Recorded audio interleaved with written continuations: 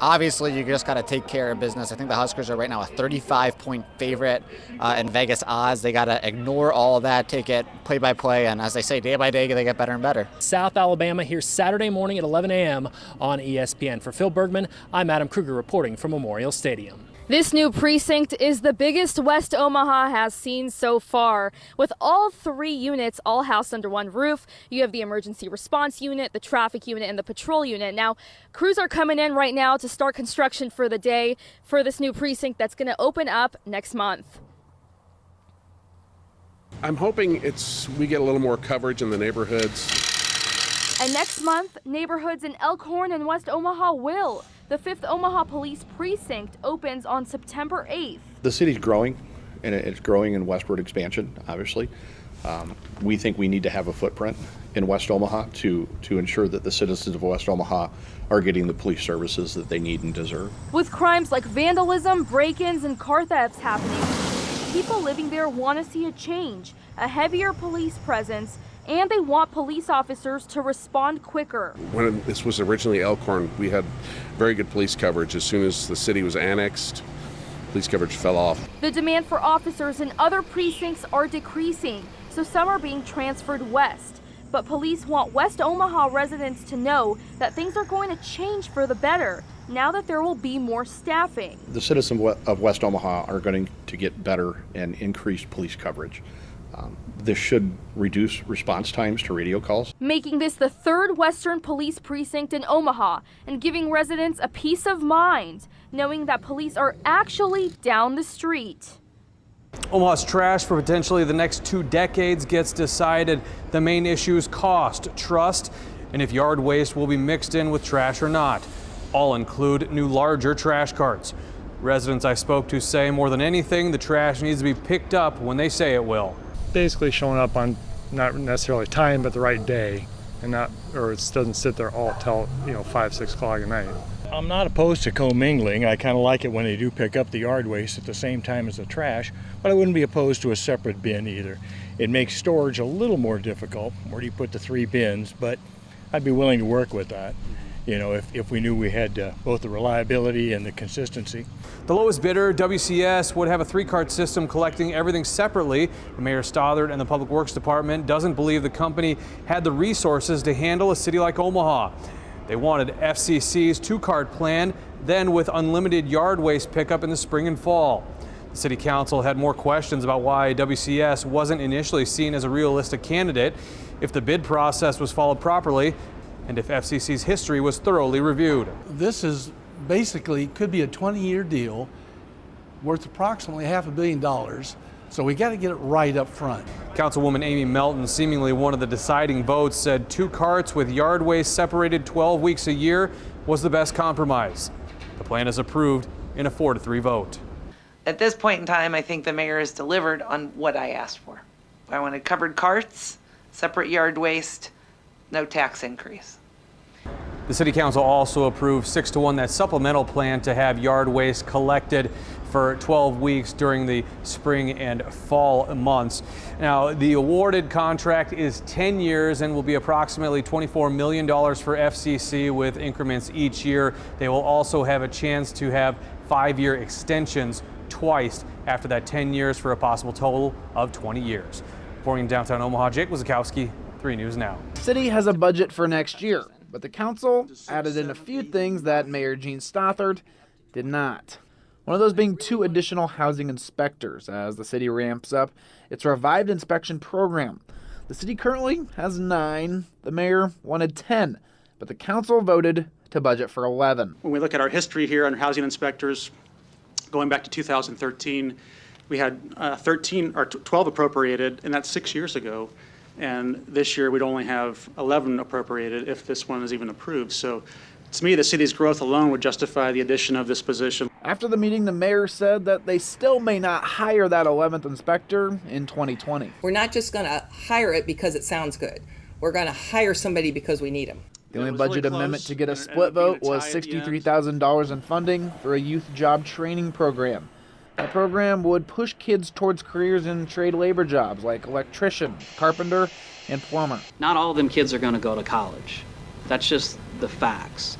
So and not all of them are going to go in the military. So let's get them on a path to improve their quality of life. It passed with nay votes from council members Harding and Melton. Plus, Mayor Stothert says the group, Nebraska Center for Workforce Development, would have to apply using the normal grant process before getting any city money. That is a brand new program. I don't think they have any history whatsoever with the program. It's based out of the Fire Union Hall.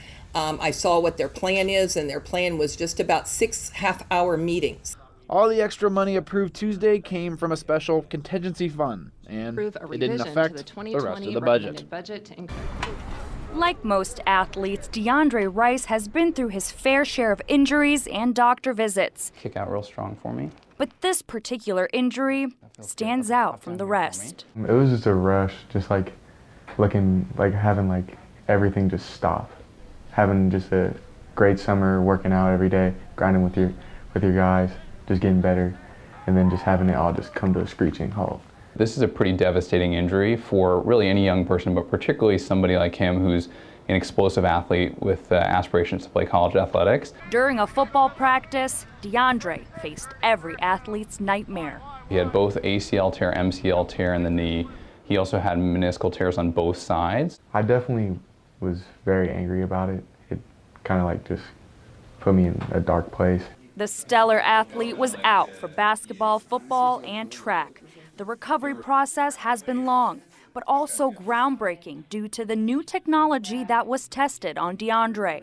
It's called biomechanics testing. So biomechanics is just understanding how the body moves and the forces that are used to move the body.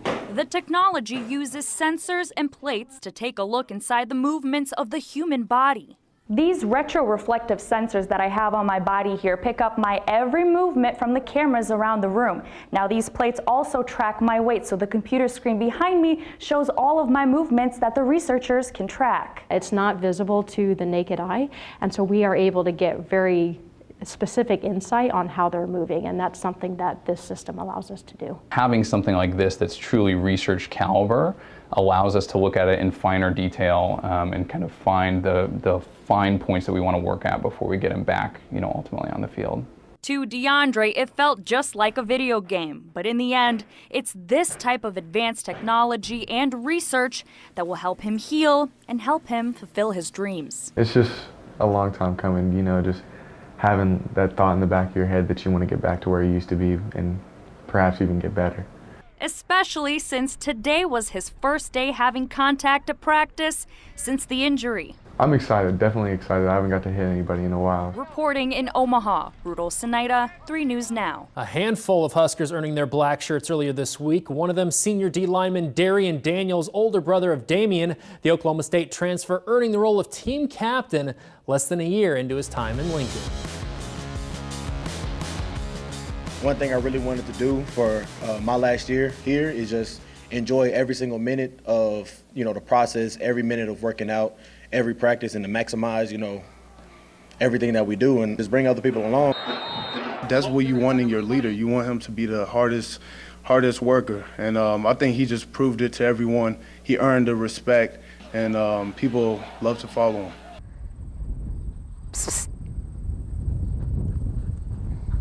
A dog is man's best friend. Why? I don't know.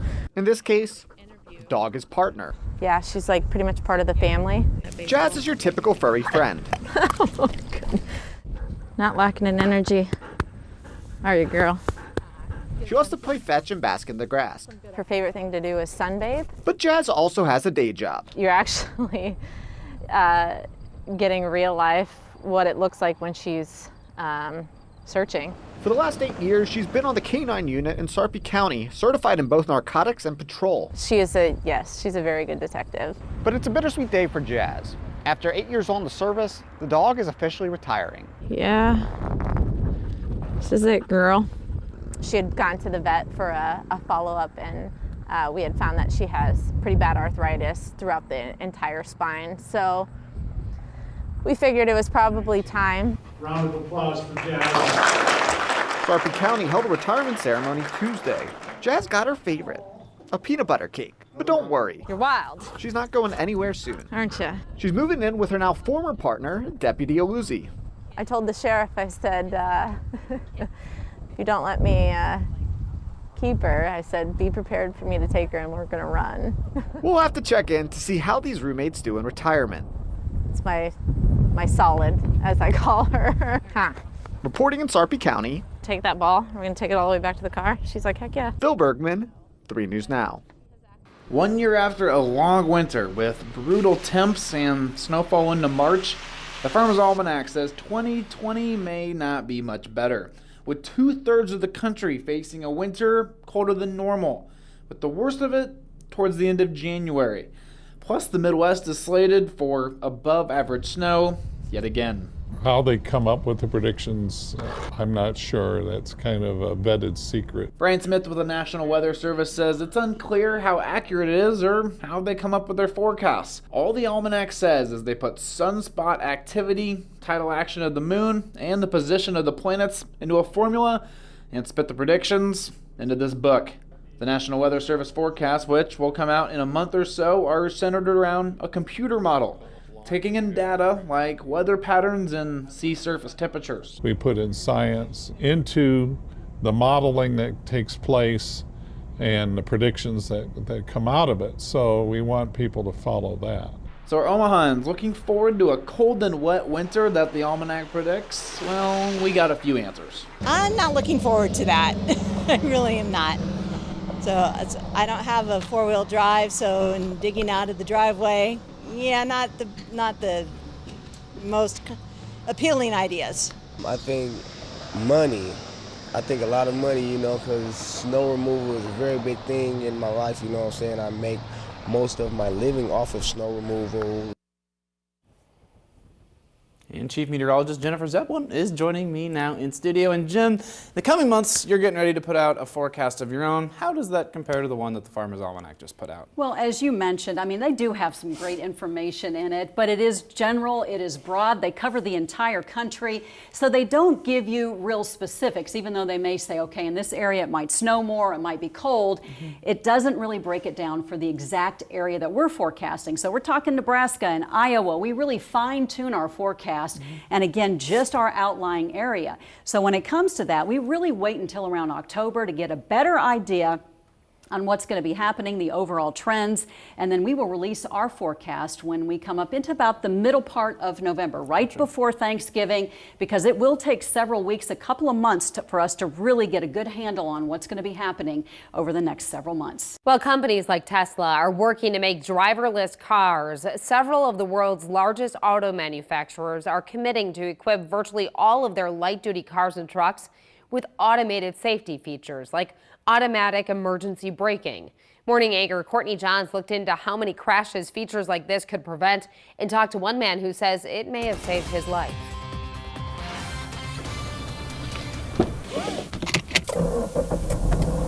John Molinaro is out on the road a lot. It's going to be 400 or 500 hours a year. And when you spend that much time behind the wheel, John says you need a car with all the bells and whistles. Right after the gas station. But there's one feature on his Subaru he didn't want to spend extra money on. I thought it was just a useless $1,300 option. That option was the automatic emergency braking, or AEB.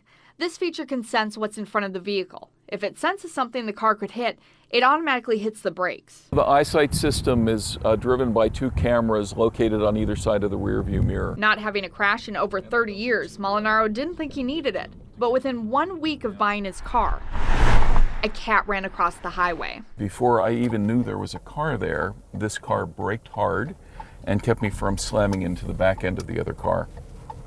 And the cat survived too. About 4 years ago, 20 automakers made a commitment to equip a significant amount of their vehicles with crash avoidance technology by 2022. If they follow through on this, the Insurance Institute of Highway Safety estimates it will prevent 28,000 crashes by 2025. I don't know if I'd be here or not, but I certainly avoided a very serious accident. Slamming into the back of somebody at 60 miles an hour isn't good for anybody. Now John says he can't imagine driving without AEB, because even with his nearly perfect driving record, I was ticketed for 56 miles an hour in a 55 mile an hour zone. John says it doesn't hurt to have an extra set of eyes on the road. Like me, you'll never know when somebody's going to slam their brakes on in front of you.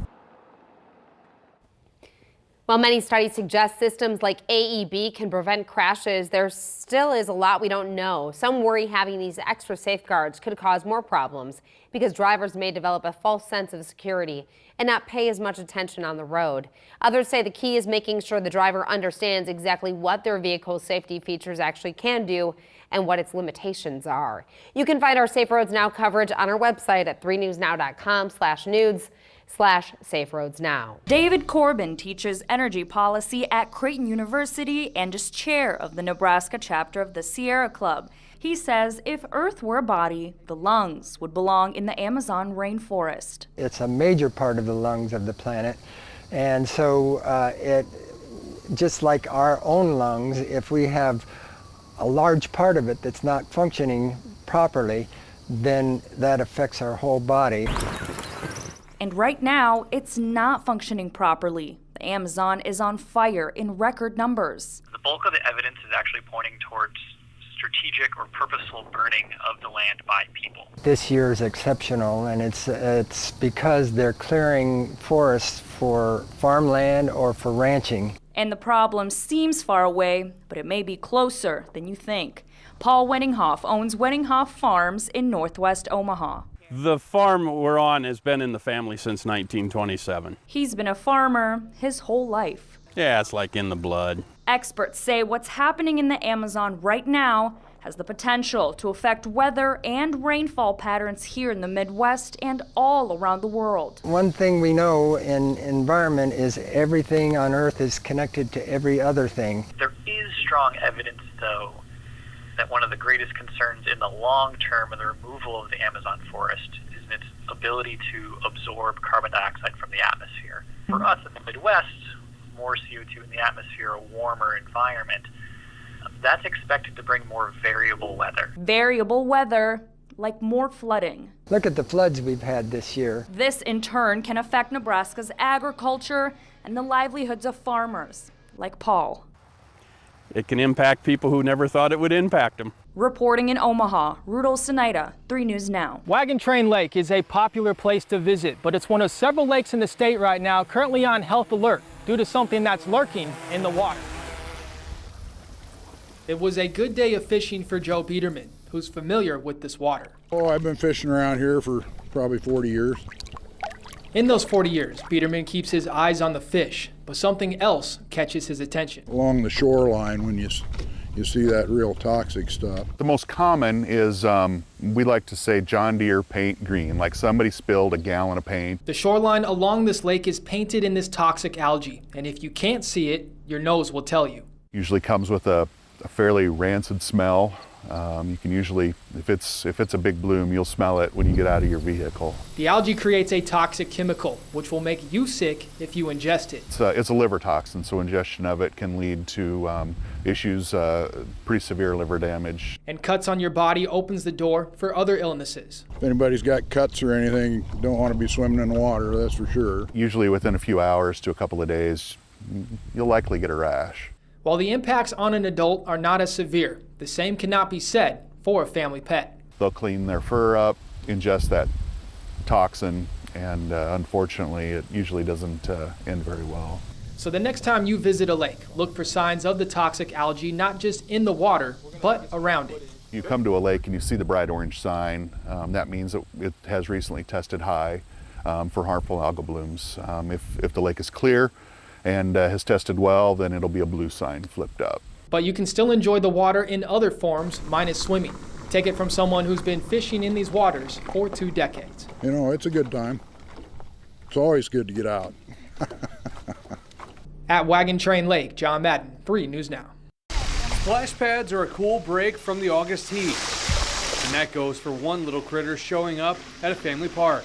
She said, "Look, Mom, look at these." And she said, "They're so cute." Crystal Kuchera took her kids to Cimarron Woods Splash Pad Tuesday evening. Kind of floating around in there in the baggie. This is video she took of about 100 little slimy animals her daughters picked up from the water and put in a bag. Okay, and I'm looking at them like, I'm not really sure what those are. They're not slugs, they're not worms, they didn't look like leeches, but that was my first thought then. And so yeah, we were just curious about what they were. She posted it on Facebook and got all kinds of responses trying to figure out what they are or giving their reaction. Jody Green, an entomologist with the UNL Extension Office, says they're larvae from the soldier fly family. A splash pad where there's water and there's soil around, especially in neighborhoods where they have parks, that's going to be pretty optimal for them to breed in. So that's probably why we're seeing them. Green says these soldier fly larvae are harmless and actually pretty common, but may startle people because they're just not used to ever really seeing them. Probably would have freaked out at first, but I don't like bugs at all, so nothing to be concerned about. I mean, kids want to play, so they will. Soldier flies don't look like your typical house fly, but they're beneficial because they break down organic matter. Some are still crawling around the splash pad, but Green says no need to kill them, just move them to the grass. Crystal says her kids love learning new things about nature, and they'll definitely be back. It was fun to find out that it was nothing to be concerned of, really, actually maybe beneficial. Honestly, probably my kids will go and want to explore and touch them some more. I don't know. Reporting in La Vista, Jake Wazakowski, 3 News Now. A few weeks ago, we looked inside one of Nebraska's first hemp farms in Plattsmouth, and they seemed to be doing pretty well growing their hemp until they started facing new challenges. The Wiles family is no stranger to growing breeds of cannabis, first hop and now hemp. The USDA paid their hemp farm a visit, wanting to learn more about the industry and local farming challenges, planning to release USDA farming regulations in the fall to help farmers with no state program grow their hemp. The role of USDA here is to kind of set the framework for states to operate within. So we will have the basic model, but states are free to develop their own programs that could be more restrictive. Nebraska is one of those states, and farmers may need federal help. The problem is, in order to grow hemp, especially for the use of CBD production, the plant must be heavily regulated for THC potency. The maximum THC levels a hemp plant can have for testing and production is 0.03%. But how will Nebraska farmers know how much THC is actually in their plant? That's a question the Wiles family and any other Nebraska hemp producer needs answered. And to get those answers, you need a lab, and in Nebraska, we don't have any. And we hope to have those regulations in place in time for states to submit their plans, us to approve their plans, so that growers like the Wileses can operate in the growing season, 2020 growing season under the federal plan and the Nebraska plan. The Wiles say they have reached out to Douglas County and are looking into testing on their plants, but that could take a while. And for now, they found they can hand deliver their hemp to a Colorado lab to test for THC potency until a lab in Nebraska is made. That doesn't mean states like Nebraska can't catch up. It just puts them at maybe a different place in the continuum. But Nebraska farmers have shown over and over again that they can, go into new industries. And Iba also said that CBD doesn't need to be the only focus for hemp production. The fiber side of it is pretty low risk as far as THC, carrying ability of it. And so I think there's less regulatory hurdles maybe down the road on the fiber side. Hemp fibers are less regulated on THC levels, and with no lab nearby, farmers like the Wiles can focus on that until they find a permanent state solution. The Wiles family says they're working with the University of Nebraska-Lincoln to research the crop and will explore other types of hemp production other than CBD to see what Nebraska will thrive off of for the time being. In studio, Corinna Fuda, 3 News Now this morning. This afternoon, Nebraska football announced wide receiver Andre Hunt and tight end Katarian LeGrone are suspended from all team activities indefinitely. The announcement comes just days before the Huskers season opener against South Alabama. Hunt had been fighting for a starting spot at wide receiver, but was left off of Monday's depth chart. LeGrone redshirted last season. Offensive coordinator Troy Walters made the announcement following practice and didn't go into many details. Why have they been indefinitely suspended? I don't want to get into that. We're going to handle it in-house, so don't want to comment on that right now. Are they suspended for the same reason, in tandem with each other? Yeah, I don't want to get into all that. They just will not be a part of the team right now. We'll make sure to let you know if we learn anything more about these suspensions. The suspensions continue an off-season of disciplinary issues for the Huskers football program. In July, safety Miles Farmer was cited for marijuana. Earlier that month, Markel Dismuke and Jeremiah Stovall were cited during a traffic stop. And in June, offensive playmakers Wandale Robinson and Maurice Washington were both cited for marijuana possession. We reached out to the university for comment. Currently, both players are still listed as students in the directory. Reporting here in studio, Phil Bergman, 3 News Now. If you got this card, you were told that if you signed the petition, your information could be sold to a third party. It could affect you getting hired for a job, and you could even be committing a felony. It appears all those claims are misleading at best. State Senator Adam Moorfeld says, don't believe the postcards. 1, they're false. 2, they're not legally correct. And then 3, they're just a scare tactic. The postcard sent out to some Nebraskans urges them not to sign petitions because, most notably, you could be charged with a felony if you don't read all the ballot language before signing. Secretary of State Bob Evans says this is just not true, saying it's on the petition circulator to read the language to you. If a petition circulator doesn't read all of the language on a petition as required by law, then it is the petition circulator who will get in trouble for not having done that. He said you could be charged if you falsify your signature by posing as somebody else, but that you almost certainly wouldn't even be charged if you sign it as an unregistered voter. This would be highly unlikely that such a person would be prosecuted. I'm not aware of any investigations, let alone charges or prosecutions for such things. As for the other claims, they're not completely false, but possibly misleading. Ballot petitions are public record, but could only become public if a request is made. But if you're registered to vote, all that information is already public. Well, I'll leave it to other people to judge whether it's misleading or not, but we don't put names of petition signers on the internet. Moorfeld is hoping to lead the medical marijuana petition drive and worries that the postcards already did his side some damage. I mean, anytime that people misinform other people about the law to try to scare them, it may change their behavior, and that's a big concern. Our 3 News Now investigative team is looking into the struggles of rural health care. Facilities are running on shoestring budgets. There are closures, service cutbacks. Tonight, we look into OB health services. Jeff Van Sant joins us with more on this story. Jeff? Yeah, rural health is going through rough times across the country. The biggest challenges facilities face is shifting population. Some areas are growing older, making it harder to maintain OB services for young women. 4-month-old Phoebe is a bit fussy, wanting to nap. Her mother Sarah is there to take care of her. Phoebe is small for her age, born premature. With premature babies, you never know, which is pretty scary. But she was on some breathing support for about the first 24 hours, but after that, there was nothing. They're home now in the small town of Arapahoe in south-central Nebraska.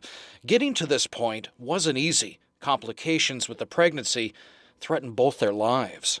I noticed that my blood pressure all of a sudden skyrocketed to very high, dangerous levels. Sarah's treated by her doctor based in Lexington, around 40 miles away. She's diagnosed with preeclampsia, a complication causing a dangerous spike in the mom's blood pressure and could cause a child to be born premature. Sarah needs specialized care and had to move to Methodist Women's Hospital in Omaha, 3.5 hours away. Move your hand. She spent a total of 9.5 weeks in the hospital. All this time away from home. My family, my husband and his family, they're all here. So being that far from home was difficult. I had some visitors, which was nice, but you know, they can't stay 4.5 weeks with you. Sarah's story isn't unique. OB health services can be tough to come by in rural communities. According to the Chartist Center for Rural Health, 152 rural hospitals nationwide have lost OB services since 2011, leaving only 46% that still provide it. I think it's getting tougher. I think it's tougher to manage a small facility The overhead costs have gotten worse. The regulations have gotten more difficult. Dr. Teresa Berg with the University of Nebraska Medicine runs a team of doctors who travel to these rural areas providing specialized care. She says it's hard for these rural areas to have this kind of care because the demand just isn't there. If I was living in Kearney and only doing what I do right now, I probably would work 1 or 2 days a week. You know, most people, and I have to be on call for myself all the time. Rural health is a complicated issue. Populations are getting older, shifting, changing, but there's still a need. Being a rural area, we're used to driving to doctor appointments, eye appointments, hair appointments, for any of our entertainment, for anything. So that's just part of our way of life. In Sarah's case, she had the time to get to the facility she needed, but if there's a bigger emergency, it's a lot tougher. But it all worked out. Sarah now gets to enjoy her little Phoebe, who gets stronger and bigger every day. It was scary. We're glad to be home. And Jeff is here now to talk more about this topic. Now, what are some of the factors causing cutbacks in services? Well, when you look at these shifting populations, I mean, the problem is that younger people are now going to the bigger cities, Omaha, Kansas City, all over the place, and they're not sticking within these rural communities. So, you know, obviously when the population shifts, so do those services, but there's still some young people that are there, and those people tend to suffer. I mean, yeah, you have your practitioners, your regular practitioners who can do regular births, but when it comes to a specialist, if you need something like preeclampsia, you're going to have to go somewhere else. Sure, and if this is a problem we're seeing that might need fixing, what are some of the solutions they're saying are out there? I mean, that's what's so tough, is that they're trying to figure out how we could best work this in. So a lot of people, they don't want to travel so far from home to get, you know, maybe to speak with a specialist. So there's a lot of things like telehealth. Mm-hmm. So that's actually one of our next stories, is we're going to be talking to a doctor who does telehealth across the state, even out of the state, and it's pretty fascinating. So instead of someone driving 2-3 hours, they're just sitting at home talking to their doctor there. But you know, when it comes to funding and everything else, I mean, it's kind of up in the air. We talk to a lot of politicians, and it just seems like, well, we just got to figure these things out, and it's basically there's no solution. Right, and we know it's not just a Nebraska thing. Oh, it's rural areas throughout the country. Are there any success stories of places that are doing it differently? So there's Broken Bow actually is beginning to offer OB services once again. So that kind of shows maybe there are more younger folks that are going to be moving into that area. So that's kind of an interesting, kind of bucks the trend. But I mean, the good news is for Nebraskans out there is that we are actually faring a lot better than other states like Florida, Georgia, and other places like that, where services are really getting devastated. All right, Jeff, thanks so much. Obviously, you said that you have other stories coming up as well. It's something you've been covering in the past. You continue to work on. Yeah, we're going to be looking at telehealth next, and we're going to be actually sitting in a doctor's house. And we're going to be watching him literally, sometimes an emergency situation, give some ideas, or just doing a regular, hey, here's your regular checkup kind of thing. So it's going to be really fascinating. Yeah, look forward to that. The trade war between America and China continues, with many still feeling the effects of it, but soon those